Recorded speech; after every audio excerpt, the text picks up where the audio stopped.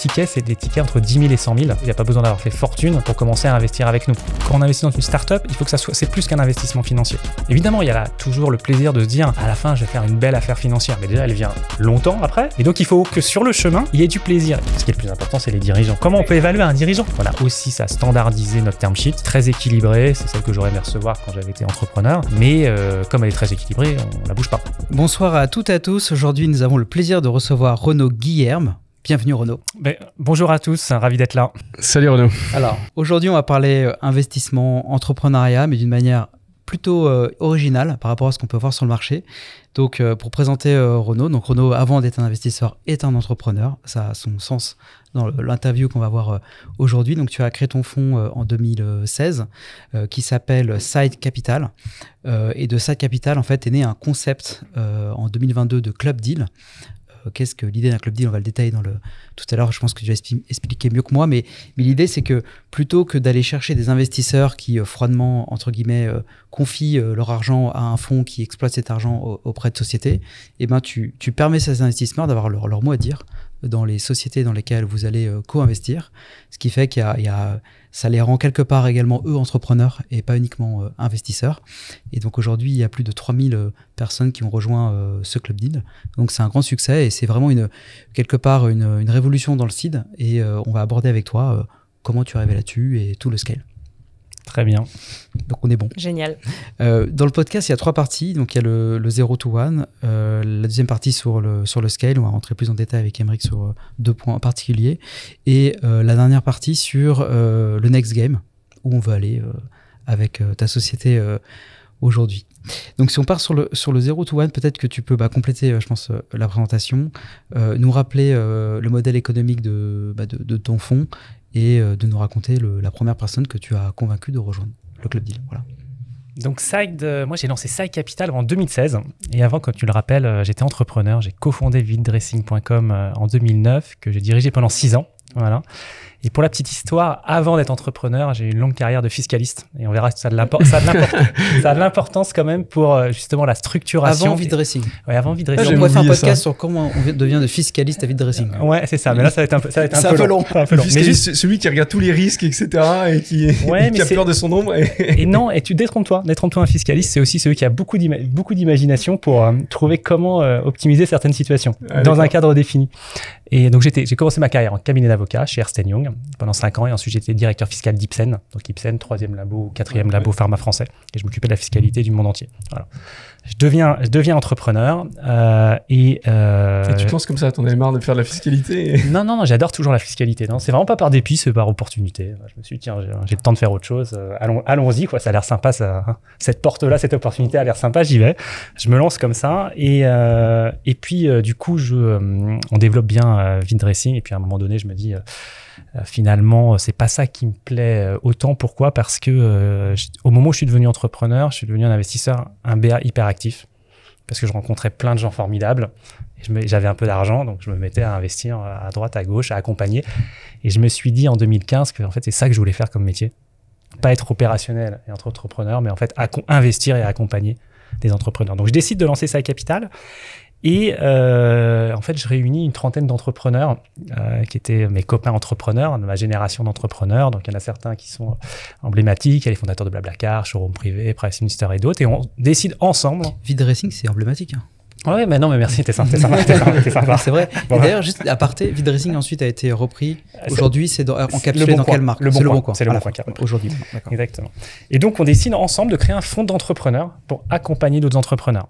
C'était vraiment notre mission, dire on va leur permettre de prendre du recul, d'anticiper certaines difficultés, les coacher sur certaines problématiques. Et avec un focus aussi assez particulier, c'est de les préparer à demain travailler avec un investisseur financier plus classique. On n'est pas prêt généralement en tant que fondateur, si on ne l'a jamais fait, tu dois le voir. C'est normal, c'est des modèles différents, des approches différentes. Et donc nous, on va rentrer 18 ou 24 mois avant un fonds d'investissement plus classique, le temps de bien préparer les fondateurs à travailler avec eux. Et donc du coup, dans notre jargon, on appellerait ça du seed.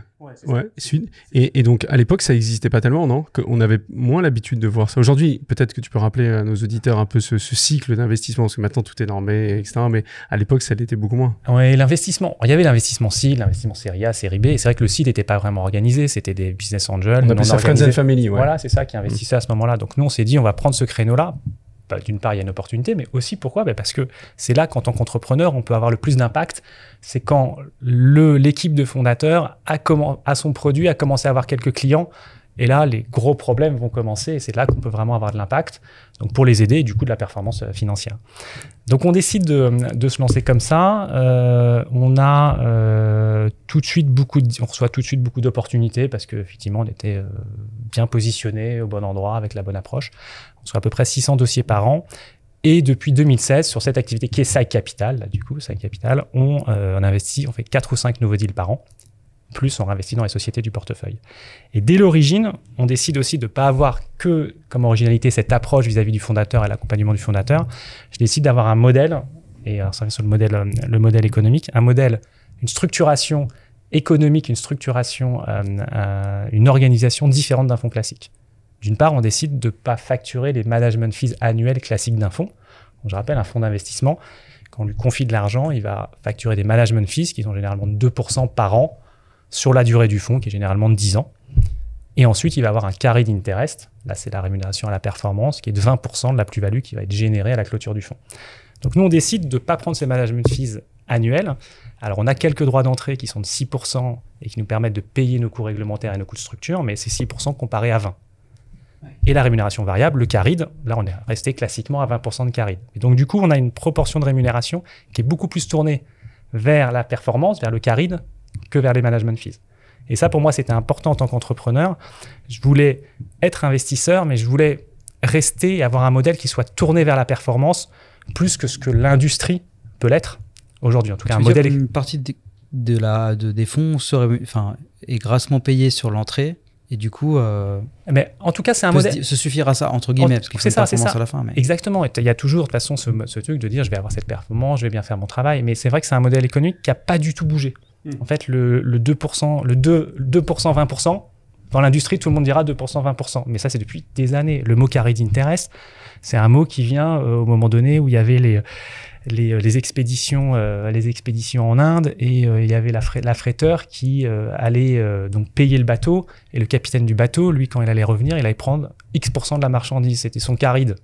Tu vois, on emploie des mots qui remontent quand même à une époque. Et ce 20%, ça vient de là aussi. Hein. C'était 20% déjà. C'était 20% à l'époque, ouais, bien sûr. Ouais, c'est le premier à avoir changé depuis, bravo.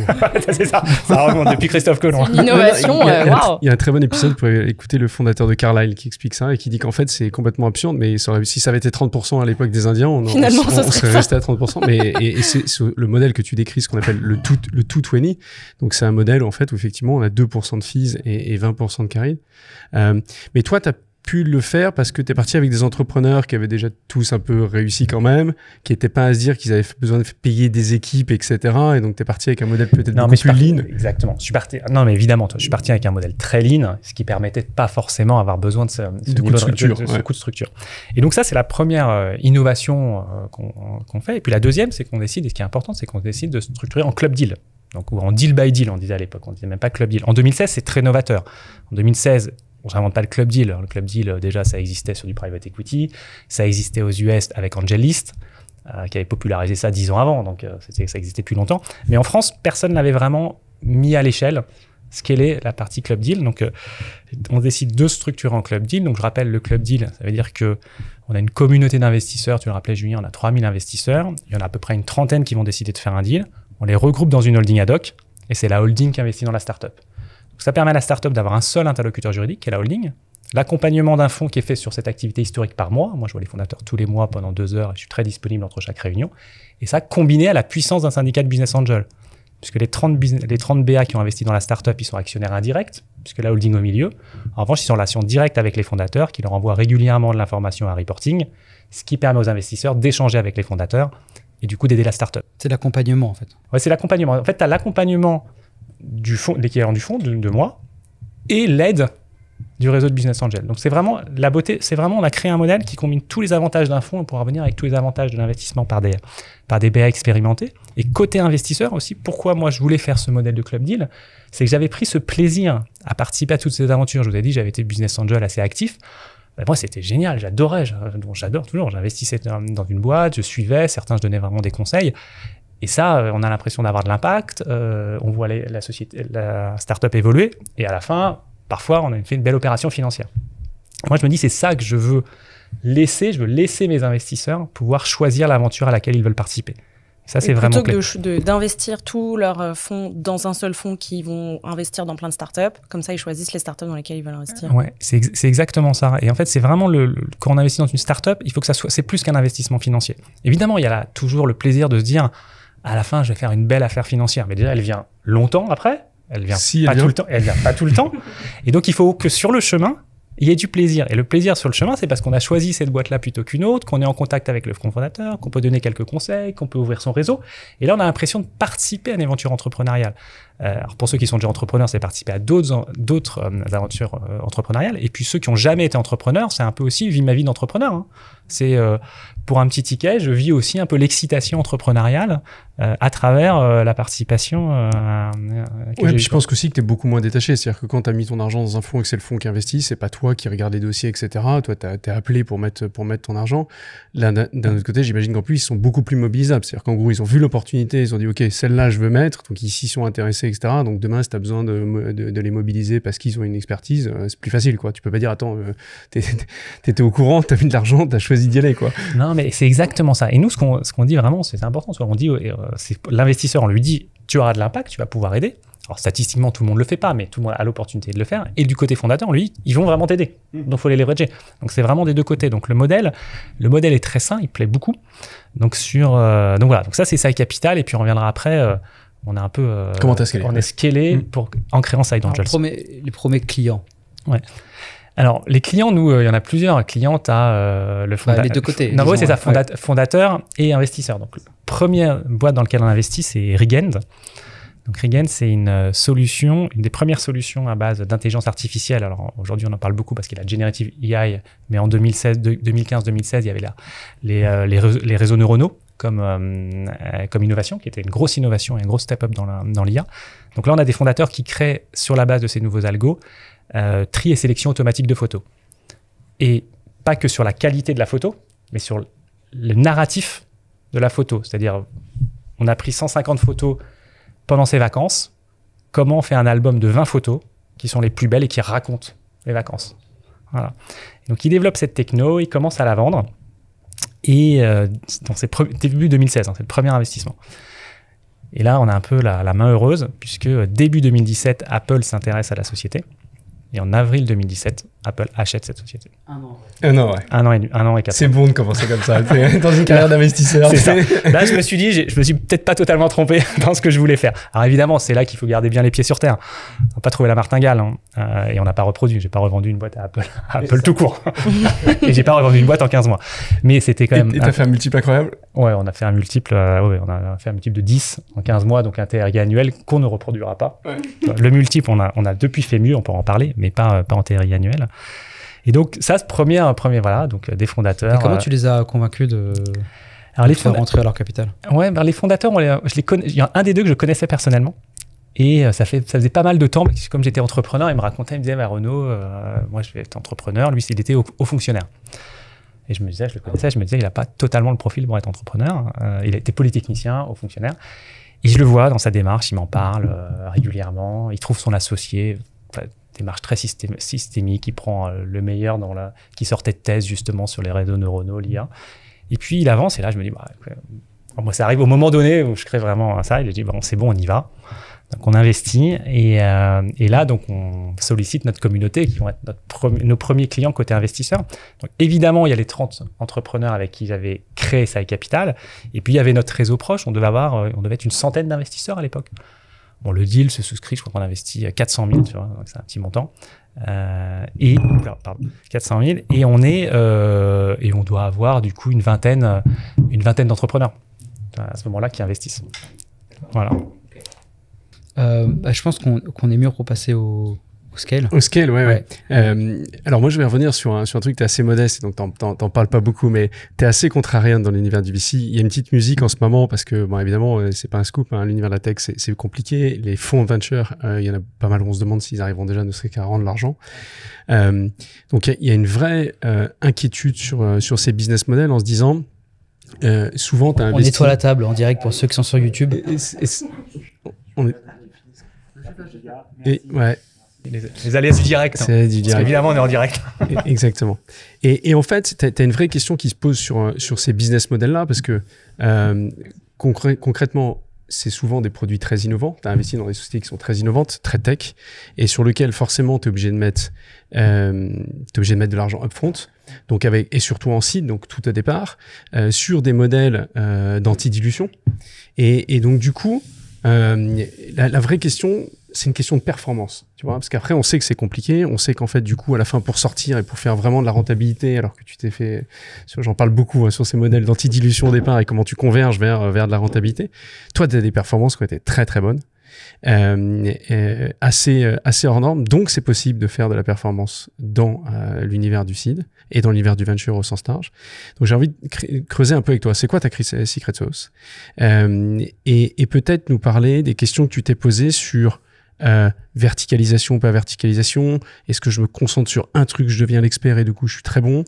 À ce moment-là, comme tu disais, ils ont pas encore, on est tout au début des sociétés, et donc du coup c'est très lié aux fondateurs. Voilà, qu'est-ce que tu as fait, c'est quoi ta martingale pour arriver, et si tu veux bien nous livrer un peu tes performances. Avec plaisir. Alors, si on prend les performances sur Sai Capital, hein, c'est donc l'activité historique.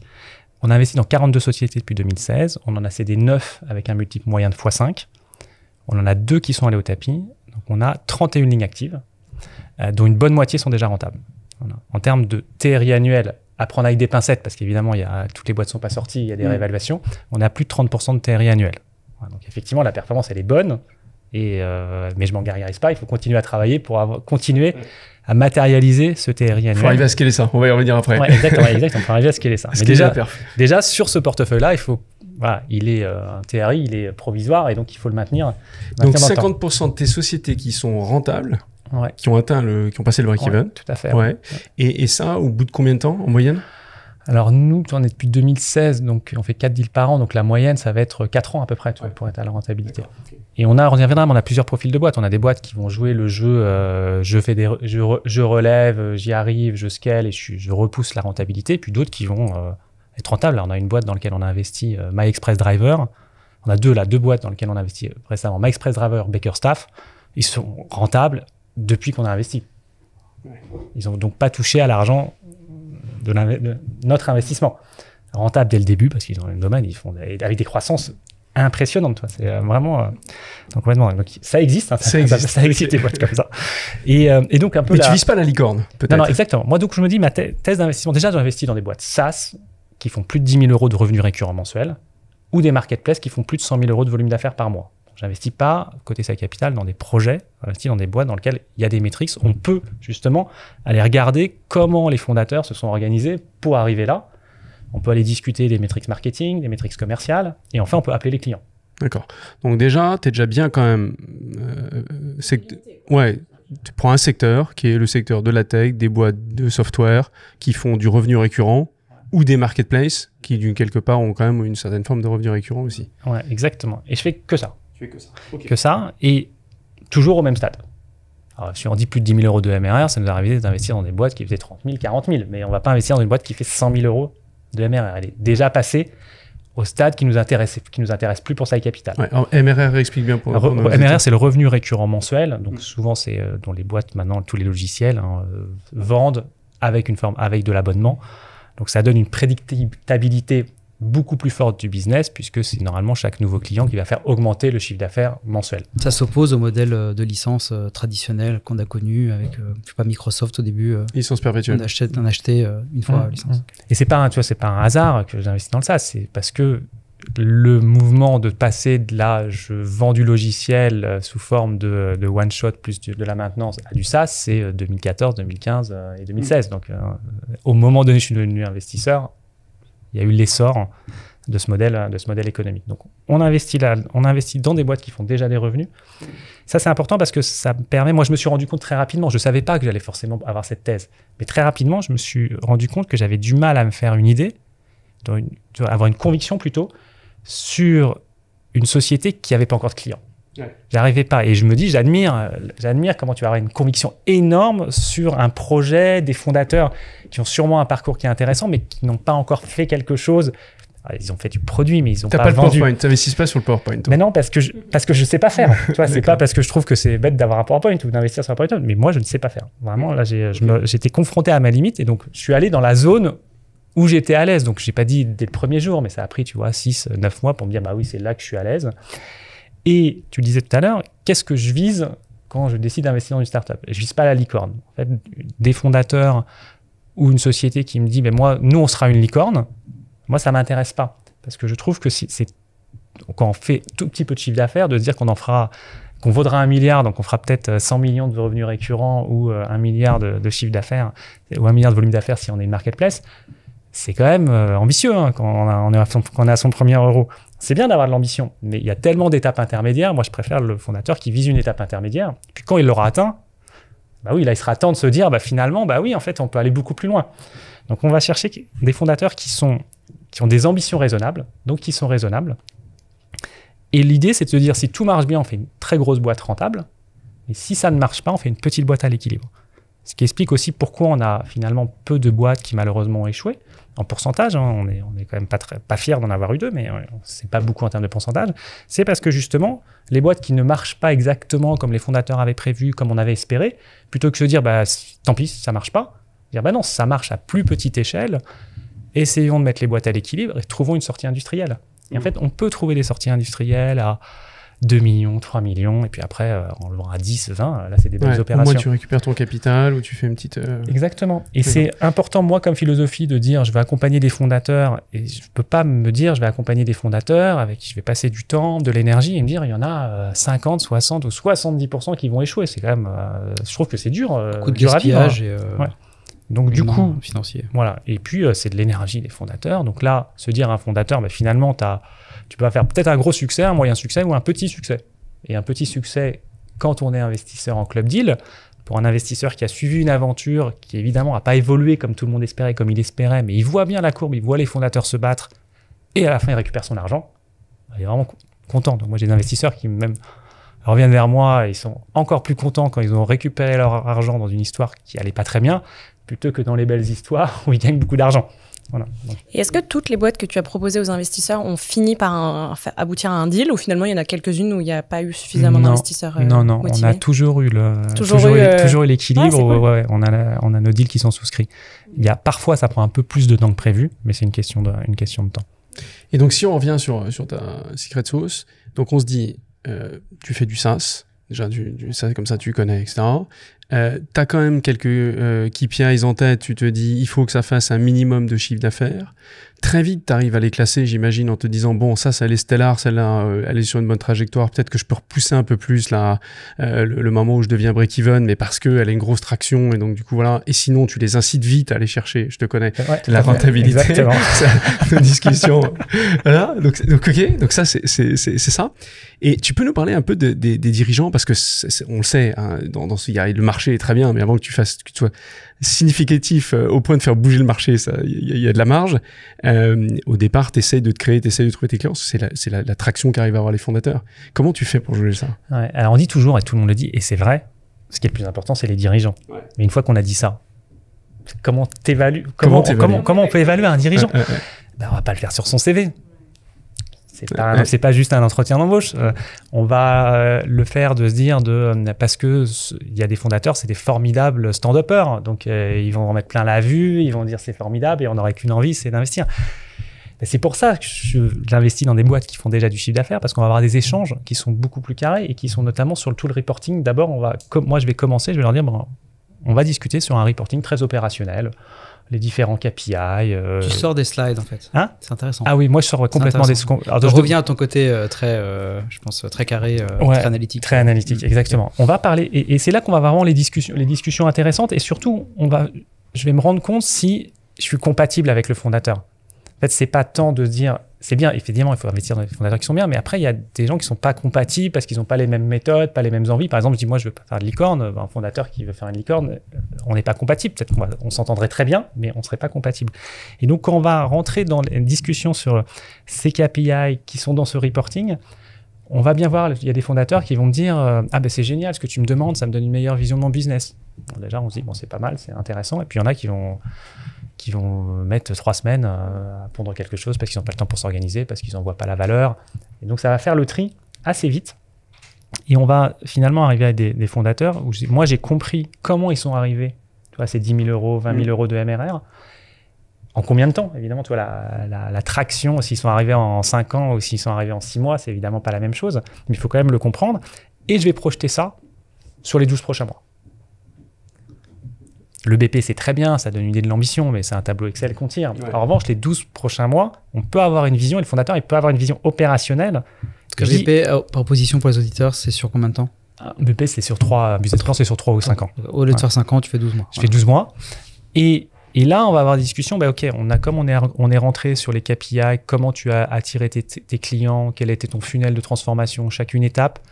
Est-ce que c'est crédible de le reproduire? Alors, évidemment, il n'y a jamais de garantie, même sur un budget. Au niveau-là, ils ne vont pas, généralement pas réaliser leur budget, mais c'est intéressant dans la construction et de dire qu'on a des discussions qui sont objectivées par des KPI. Et du coup, quand on va commencer à travailler ensemble, on aura déjà notre tableau de bord, qui est justement ce tableau qu'on est en train de construire ensemble. Et ça, je vois que ça fonctionne et que je vois que j'attire des fondateurs avec qui on va bien pouvoir travailler. Alors ça c'est vrai parce qu'en plus tu es spécialisé, donc du coup toi tu as des bons réflexes, tu connais ça et tu peux mesurer. Est-ce que de ton expérience tu dirais qu'il y a une corrélation entre la qualité de l'information financière et la performance des boîtes? C'est-à-dire est-ce que quand tu as des fondateurs qui sont eux-mêmes très exigeants par nature sur leur reporting, leur compréhension financière de leur business model, est-ce qu'il y a une corrélation? Ouais, je pense qu'il y a une corrélation dans la compréhension, tu vois, effectivement des KPI. Et dans la réussite. Après, parfois, il y en a qui comprennent et qui présentent mal, ouais. mais souvent, ceux qui comprennent et présentent bien. Tu as complètement raison. Et je trouve, parce que c'est effectivement un fondateur, et surtout au début, on est tout feu, tout flamme, on fait plein de choses, mais en fait, on n'a pas forcément la compréhension fine de ce qu'on fait. Ça fonctionne, mais on ne sait pas trop pourquoi ça fonctionne. Et le problème, c'est au moment où ça va moins bien fonctionner, si on n'a pas bien analysé pourquoi ça fonctionnait par le passé, on n'est pas capable de comprendre à quel endroit ça dysfonctionne, et donc d'avoir une très bonne compréhension. Ouais, parce que comme ça, c'est là-dessus qu'il faut qu'on se concentre, parce qu'on l'a bien mesuré depuis longtemps. C'est pas au moment donné où on a une difficulté qu'il faut le mesurer, parce que du coup, on n'a plus le passé, donc on ne sait pas exactement comment ça a fonctionné. Et je dis souvent à des fondateurs aussi, c'est parfois on a oublié les bonnes pratiques. Il y a des choses qui ont fonctionné, mais on les a tellement intégrées qu'on les fait peut-être plus, et puis c'est ça qui dysfonctionne. Donc c'est vraiment important d'aller dans la granularité. Et donc voilà, donc je pense que ça, c'est vraiment le point dans le choix de trouver. Et il y a, dans la secret sauce, il y a vraiment l'accompagnement. Je suis persuadé que quand on a été entrepreneur, c'est beaucoup plus facile d'accompagner les entrepreneurs. Déjà, on est crédible, donc l'entrepreneur nous écoute. On a cette bienveillance qui est liée au fait qu'on sait, on connaît, on sait ce que traverse le fondateur, ce qui est difficile quand on l'a pas été soi-même, de savoir ce que traversent des fondateurs. Et ça, c'est important parce qu'il y a dans les moments donnés où ça va pas bien, ou même tout va très bien dans le business, mais en fait, quand ça va très bien dans le business, les opérations, c'est l'horreur pour le fondateur. Mais un fondateur, par nature, il est toujours en mode vente. Donc, il aura toujours le sourire. C'est pas possible, il peut pas se laisser aller. Il peut pas dire à quelqu'un qu'il rencontre, oh là, c'est compliqué. Il peut pas dire à quelqu'un de son équipe, c'est compliqué. Non, il doit toujours avoir la pêche. Seul moment donné, il peut se lâcher, c'est un autre entrepreneur qui lui dit, moi, ok, raconte, c'est le bordel. Ça va être dur, on est d'accord. Ça va être super dur, c'est d'accord. Et là, il va le dire, et surtout avec un entrepreneur, nous, on est régulier, on voit les fondateurs tous les mois. Et donc, on crée cette relation. Et ça, c'est important. Le fondateur, il va pouvoir dire, bah oui, c'est dur et c'est dur pour ça. Bon, bah ça, on va essayer de le travailler, de le régler. Mais de rien que de pouvoir l'avoir dit, ça fait du bien souvent de se dire, parce qu'évidemment, il peut avoir une baisse de tension, mais de toute façon, il va remonter. Et donc ça, je fais vraiment créer la confiance avec l'entrepreneur. Ouais, c'est créer vraiment cette confiance. Et puis du coup, aussi donner, évidemment, on a accumulé en tant qu'entrepreneur beaucoup d'expérience.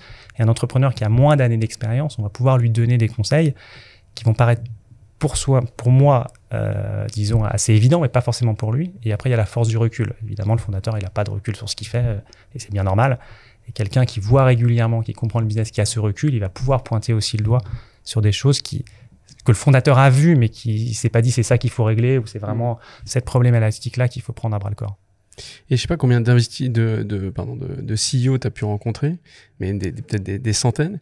Il y a des typologies d'investisseurs où tu me parlais justement celui qui raconte bien l'histoire, etc., mais c'est pas forcément celui qui est dans l'exécution.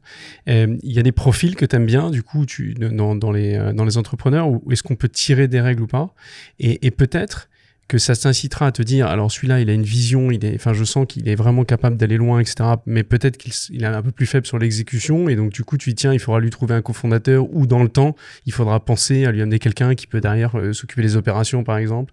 Tu réfléchis comme ça? Alors, j'ai pas une grille d'analyse. Pour être très clair, tu vois, j'ai pas pu. Et du coup, je peux pas le déléguer non plus. C'est pas une grille où tu vois, faut cocher les cases. Il s'avère que les fondateurs dans lesquels on investit, c'est des fondateurs qui ont les pieds sur terre, qui sont raisonnables, qui sont résilients. Tu vois, c'est vraiment le truc. La résilience, c'est une qualité hyper importante quand on est fondateur. C'est vraiment la clé. Et voilà, tu vois, on retrouve ça, mais évidemment, ils sont pas complets. Et c'est rare d'avoir une équipe. Ça arrive, hein, mais c'est rare d'avoir une équipe hyper complète où il va y avoir le fondateur produit, le fondateur qui est vraiment finance et le fondateur qui est sales. Souvent, il manque le sales. Très souvent. Mais c'est la plupart du temps, hein, il manque le sales. Parce que les fondateurs, ils savent vendre, mais ils vont plafonner dans l'exécution commerciale à un moment donné. Donc voilà, mais je cherche pas, tu vois, ce que tout soit réuni. Je me dis, tous les voyants sont au vert. Les fondateurs, ils vont savoir passer de 10 000 à 100 000. Puis après, évidemment, au cours de route, il va y avoir des problématiques et puis il y en aura pour passer les différents caps. Mais on ne se dit pas, est-ce que c'est vraiment câblé pour faire 100 millions d'ARR? Mais du coup, dans le soutien que tu peux leur apporter, c'est là où, au fur et à mesure, parce que tu vois, il y a quand même des patterns, une boîte qui commence à avoir 5 millions d'ARR, c'est pas la même chose que 10 et 20, etc. Et on voit les choses trappes qui vont arriver, et c'est là où je pense que l'accompagnement est très clé pour les aider et leur amener des entrepreneurs qui ont déjà fait ce parcours-là, en disant, tu sais, là, tu commences à arriver dans une zone à 5 millions d'ARR, voilà ce qui va se passer, tu vas avoir besoin de telle et telle chose. Non, mais complètement, et c'est là qu'il faut aussi, eux le font pas, nous on les met en relation avec des fondateurs qui ont passé ces caps-là, parce qu'évidemment, c'est en discutant avec d'autres fondateurs qui sont passés par là, qu'on se dit tiens, bah oui, je vais te confronter à ça, ou le même fondateur qui est passé par là, il va lui dire attends, il va tout de suite voir, il va dire attends, t'as pensé à ça, il faut que voilà, si tu veux vraiment passer ce cap-là, il faut que tu travailles là-dessus. Mais tu vois, en fait, on sait pas aussi quels fondateurs vont bien passer les caps. En fait, c'est très difficile de se dire ce fondateur-là, bah, il est bien pour cette étape-là, et c'est pour ça qu'on investit, mais on n'a pas de certitude, et lui n'en a pas non plus, pour savoir s'il va être bien à toutes les étapes. On a des fondateurs qui vont un peu plafonner, qui vont s'en rendre compte, et puis on a certains qui vont grandir. On a une boîte que tu connais qui est Wiglot, ça c'est la boîte la meilleure performance qu'on a dans le portefeuille, qui fait 30 millions d'euros d'ARR, qui est très rentable. Et les fondateurs, ils s'étaient dit, il y a 2 ans, on avait mis un processus de cession, on atteignait les 10 millions d'ARR, donc de revenus récurrents annuels. Ils se disent, bon, on va vendre, parce que nous, on a su faire 0 à 10, mais on ne sait pas, il n'y a pas de raison qu'on sache faire après. Et ce qui est étonnant, ce qui était marrant, c'est que lors du processus de cession, les 10 ont été passés. Ils se sont rendus compte que derrière les 10, c'était finalement pas si différent qu'avant les 10. Et donc là, voilà, ils sont projetés. Finalement, donc on a fait rentrer plutôt un fonds en cash out et ils sont restés majoritaires pour aller passer de 10 à 50. Après, est-ce qu'ils vont vouloir aller après les 50? Je ne sais pas, mais c'est pour montrer que la maturité des fondateurs et l'ambition de fondateurs, elle grandit aussi avec le temps et c'est normal. Et du coup, la nôtre aussi. Nous, on ne pensait pas, nous, on a vendu une partie de nos parts avec un gros multiple déjà et il nous en reste la moitié. Mais quand on a investi dans cette société, on ne pensait pas qu'elle aurait ce destin-là. Non, et je trouve que c'est très très vrai, on le voit même, moi je le vois après à l'étage du dessus, et on a la même. Mais ce que je trouve qui est important, c'est que c'est très difficile de voir si tes fondateurs vont être capables, et eux-mêmes d'ailleurs ne le savent pas probablement, ils n'ont pas eu cette expérience, donc c'est très bien de les confronter aussi avec des gens qui l'ont déjà fait. Et surtout, tu te rends compte qu'en ajoutant certains talents, avec tu prends un head of revenue qui a déjà été dans une boîte, voilà, ça apporte une expertise, et donc du coup ça peut complètement changer la donne, parce que tout d'un coup, comme tu disais, ils n'arrivaient pas trop à vendre, etc. Et puis là, ils ont un vrai head of revenue qui met un truc carré, et hop, ils se sentent complètement libérés sur cette partie-là. Ouais, tu as complètement raison. Donc ça, c'est vraiment c'est clé. Et puis nous, ce qu'on fait aussi systématiquement, c'est que, donc, je vous avais dit, hein, moi, je les vois tous les mois. On fait un board tous les 3 mois parce que, notamment, on met en place un board pour aussi préparer l'arrivée d'un fonds, éventuellement d'un fonds. On a des boîtes qui n'ont pas besoin de relever, mais éventuellement d'un fonds. Et là, ce qu'on fait venir aussi, c'est un autre entrepreneur, en plus de moi, qu'on va souvent chercher parmi nos investisseurs, qui va avoir des compétences différentes et qui va aussi coacher les fondateurs sur des dimensions un peu plus techniques. Moi, je suis plutôt coaching général sur l'organisation de la boîte, sur spécifique sur voilà, spécifique, ça peut être sur le secteur, sur le sales. Et comme ça, les fondateurs ont un peu 2 sons de cloche et vont pouvoir aussi avancer avec l'advisor sur ces sujets-là. Deuxième partie que je voulais vraiment creuser avec toi, c'est que tout ce que tu nous as dit là, c'est très bien, mais ça a l'air difficilement scalable. Il faut scaler la compréhension de business, de personnes, les gens qui t'apportent de l'argent, trouver des opportunités. Comment on scale ça? et comment on scale la performance. Tu peux revenir sur la plateforme, comment tu l'as construit. On va peut-être revenir à ton parcours de fiscaliste du coup. Ouais, exactement. Mais tu vois, par exemple, l'idée du scale, moi je l'ai eu effectivement, c'était en 2021. Je me suis dit, bon, bah, super, ça marche bien, je suis content. Mais j'étais rattrapé par le virus de l'entrepreneuriat. C'est bon, attends, maintenant que ça marche, faisons quelque chose de plus gros.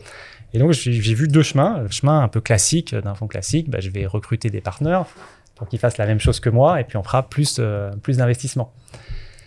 Et je me suis dit, non, il doit y avoir une façon plus maligne de le faire. Et c'est là que j'ai créé Side Angels. Side Angels, qui est l'extension de l'activité, où je me suis dit, je vais aller chercher des partenaires qui ont le même profil que moi, entrepreneurs, investisseurs déjà en tant que business angel, qui ont déjà accompagné des boîtes dans lesquelles ils ont investi et qui veulent structurer leur propre activité d'investissement à plus ou moins grande échelle. En fait, qui voudraient faire comme Side Capital. Des mini Side Capital. Des mini Side Capital. Ok. Et je me dis, je vais leur apporter tout ce que j'ai créé moi-même pour Side Capital, l'environnement réglementaire, parce qu'on fait un métier réglementé, les processus justement juridiques, fiscaux de création des holdings, parce que c'est pas totalement trivial pour que ça soit éligible à tous les crédits d'impôt sans frottement fiscal, et notre communauté qui devenait déjà beaucoup trop importante pour les quelques deals que je fais chez Side Capital. Donc ces partenaires-là, on en a une trentaine aujourd'hui, ils peuvent se concentrer sur l'identification, la sélection des deals. Moi, je vais valider chacune des sélections, et ensuite, c'est eux qui vont accompagner. Voilà. Et donc, on se rend bien compte, c'est que eux, ils vont avoir, c'était comme des micro-VC, comme des Side, donc ils vont se concentrer sur une thèse d'investissement, ils vont faire peu de deals au global, même s'il y en a qui scale. On a un partenaire historique qui est Asterion. Lui, c'est vraiment un fonds d'impact, peut-être le premier fonds d'impact en amorçage. Et c'est très bien organisé. Et on s'est lancé ensemble. Et nous, on opère toujours. On est co-investisseurs avec eux. Donc, je me suis dit, on va créer une plateforme de co-investissement avec ces leaders. Ce partenaire, on les appelle aussi des leaders. Et comme ça, on va réussir justement à maintenir un bon niveau de qualité. Ouais, et ça te permet d'adresser pas mal de micro-niches. Et c'est là où tu vas générer de la perf, parce qu'ils connaissent très bien leur segment, ils sont comme toi experts du SaaS ou experts d'un domaine, et donc forcément ils ont accès à beaucoup de deal flow de qualité, ils connaissent les patrons, ils connaissent l'environnement. Donc tu as créé des micro-VC, mais toi tu les as agrégés dans la plateforme. C'est ça qu'il faudrait décrire, cette plateforme, je pense. Essaie de nous décrire la plateforme, comment ça fonctionne, parce que je pense que le concept n'est pas forcément clair pour les auditeurs. Oui, bah, du coup, c'est la plateforme. Donc déjà, quand on dit plateforme, c'est finalement plateforme de services liés à un co-investissement. Donc ça veut dire que pour nos leaders, nos clients sur Side Angels, c'est d'abord nos leaders, nos partenaires. C'est eux qui vont vraiment permettre d'accompagner et d'investir dans une startup. Et côté, c'est là où on va pouvoir parler peut-être de plateforme un peu digitale, c'est côté investisseurs, nos investisseurs ont accès du coup à beaucoup plus d'investissements. Je rappelle, Side Capital, 4-5 deals par an, c'est pas beaucoup. Side Angels, en 2024, c'est 55 investissements. Donc c'est une plateforme web où les projets sont déposés, et en tant que participant au club, je peux me dire j'y vais pas. C'est ça la plateforme. C'est exactement ça. C'est j'y vais pas, j'ai la présentation du deal, on est une plateforme et on est aussi énormément dans la relation one-to-one entre les investisseurs et nous, puisque l'opportunité d'investissement, on la reçoit par email. On reçoit un email avec l'investissement, la présentation qu'a fait le leader de l'investissement, le deck de la société, la présentation du leader. Et là-dessus, nos investisseurs disent j'ai envie d'y aller ou pas. Et là, pour évidemment investir, ça passe par une plateforme digitale où on est régulé, donc on doit faire son KYC, test d'adéquation. Donc l'investissement, c'est aussi dans la plateforme. L'investissement se réalise, la signature du bulletin de souscription se réalise sur la plateforme. Et même l'appel de fonds et oui, tout est géré sur la plateforme. Ouais, okay. tout est géré sur la plateforme. Mais la plateforme, attention, est qu'un moyen final pour matérialiser un investissement. C'est la fin du flux. C'est la fin du flux. C'est ce qui permet d'automatiser un peu. Exactement. Mais c'est pas la valeur de Side Angels, c'est pas dans sa plateforme digitale. La valeur de Side Angels, c'est dans les deals qu'elle propose et qu'elle accompagne. C'est ces investissements-là. Et c'est vrai, on n'a pas beaucoup évoqué ça, mais tu l'as rappelé à l'instant, c'est finalement assez simple, assez concis, parce que ta communauté d'investisseurs, c'est souvent des anciens entrepreneurs, des gars du private equity, des gens qui connaissent, ou des avocats, etc., qui connaissent ce monde-là et qui sont habitués. Et en fait, c'est back to basics. Je connais ton email par cœur, je le reçois quasiment tous les 2 jours. Ouais, c'est ça, 2 fois par semaine. 2 fois par semaine.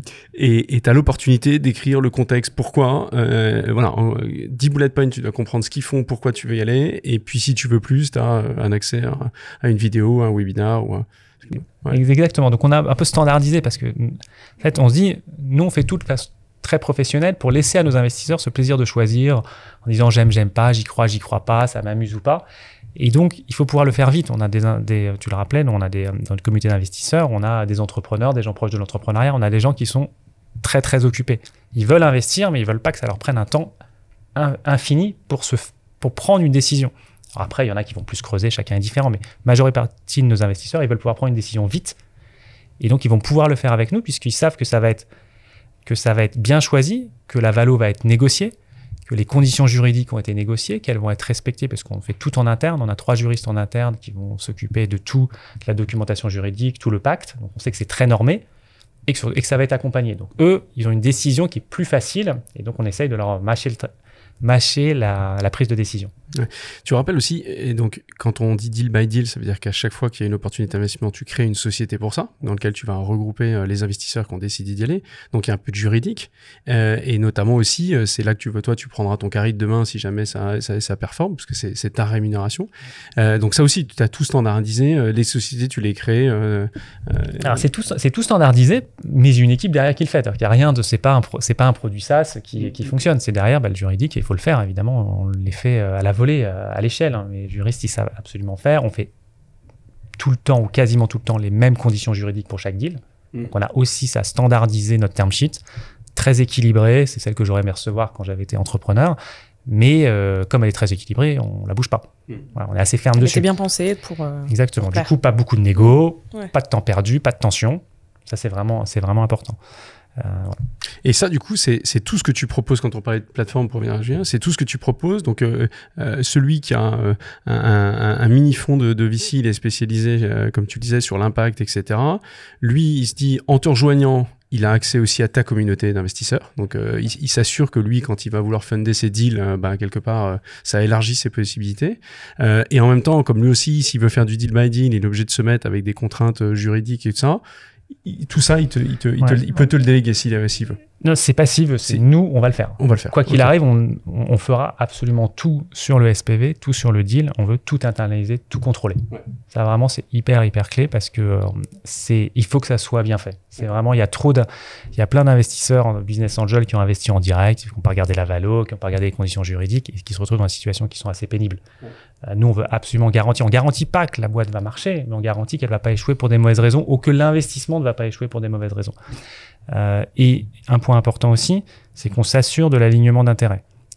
Donc notre leader, partenaire leader, lui-même, il doit investir 5% du tour, 30% avec son propre réseau. Donc vraiment, il va dans son réseau pour proposer le deal à ses copains. Il va dire, tiens, investis à mes côtés. 30% de l'investissement. On complète avec la communauté de Side. On met tout le monde dans la même holding et on se partage le carry. D'accord. Voilà. Donc ça, c'est vraiment important. On s'assure aussi de l'alignement. C'est-à-dire que, encore une fois, l'alignement d'intérêt ne garantit pas que la boîte va fonctionner.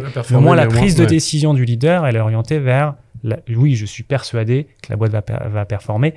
Et même, j'ai amené mes copains dans ce deal-là, aux mêmes conditions évidemment que les investisseurs. Et j'imagine aussi que tu accompagnes sur le reporting de la performance pour remonter un reporting régulier à tous les investisseurs. Ouais, tout à fait. Donc en fait là, j'accompagne les leaders. Ouais. Je leur dis voilà moi ce que je fais côté Side Capital, voilà comment tu devrais faire les choses. Alors chacun est différent, chacun a sa méthode, mais voilà comment tu devrais faire tes points mensuels, voilà ce que tu devrais mettre en avant.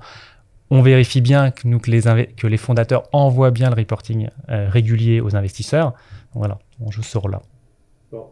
Et après, pour toutes les exits, ça doit être un casse-tête, non ? De re-rendre l'argent aux bonnes personnes et tout. Alors, c'est pas vraiment un casse-tête, mais c'est du travail. Ouais, ça doit prendre du temps. Ouais. Et même, tu vois, avant de se dire, attends, comment j'identifie, c'est comment je sors fiscalement, juridiquement, fiscalement. Comment je fais pour que ça soit pas pénalisant pour des investisseurs qui se retrouvent pas dans une situation qui est plus défavorable que s'ils avaient investi en direct.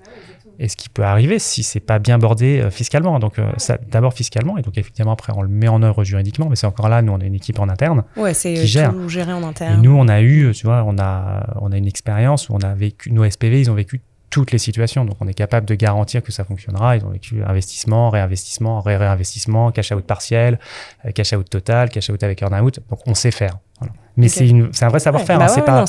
C'est pas du tout évident de le faire bien. Et même quand une boîte ne marche pas, par exemple, la dissolution d'un SPV, s'il n'est pas bien fait, la perte n'est pas déductible pour l'investisseur. Donc il faut le faire bien fiscalement, même s'il n'y a plus rien à gagner. Hein. S'il n'y a plus rien à gagner, il faut bien le faire parce que sinon ton investisseur il se retrouve avec une perte qui n'est pas déductible, ce qui est quand même bien dommage s'il a fait une plus-value à côté. C'est en plus. Je pense qu'on est mature pour passer sur la dernière partie. Du coup, tu disais il y a une limite dans les sociétés que tu vas choisir, pas des licornes notamment. Mais pour toi, qu'est-ce que tu t'es fixé comme ambition du coup? Ouais. Alors peut-être juste un point important parce qu'on n'a pas dit ça, je pense pour les auditeurs, c'est que les tickets, c'est des tickets entre 10 000 et 100 000. Donc c'est assez large aussi. On a une communauté qui peut choisir, tu vois, qui peut rentrer. Il n'y a pas besoin d'avoir fait fortune pour commencer à investir avec nous. Alors, 10 000, c'est une somme, hein, mais il faut une somme qui est immobilisée pendant minimum 6-7 ans et on n'est pas sûr de gagner de l'argent après. Mais voilà, c'est quand même... Et 100 000 parce que c'est juste le poids par rapport à ton ticket Que standard. le ticket moyen, on met 600 000 euros le ticket moyen, donc on ne veut pas non plus avoir un investisseur qui a 50% du tour. Ouais. Mais par contre, tu as des possibilités de re-up, c'est-à-dire quand tu vas faire un tour suivant, toi, Side, tu as ton droit à suivre, et à ce moment-là, ils peuvent Exactement. Nous, c'est important, c'est que nous, on réinvestit, on a l'investisseur de long terme, on réinvestit sur les tours suivants. Et là, on propose à ceux qui sont déjà dans le véhicule, dans la holding, de réinvestir. Il y a à peu près 40 ou 50% des investisseurs qui réinvestissent, et le reste, on va le chercher dans le reste de la communauté qui investit à ce moment-là. D'accord. Et là, oui, les tickets, puisque si notre prorata est plus gros, les tickets peuvent être plus gros. Ouais. Et tu as la possibilité de suivre ou pas suivre. Du coup, celui qui a mis 10 000, tout d'un coup, il dit que c'est super, il a plus d'argent, il peut mettre 100 000 au prochain tour, et inversement. Voilà. Mais ce qui garantit, c'est qu'on est toujours à la table de discussion, on est réinvestisseur, donc on n'est pas la variable d'ajustement. Ce qui peut arriver parfois quand il y a l'arrivée de plus gros fonds. Plus gros fonds, ok. Ouais. Ok, très bien. Du coup, l'ambition.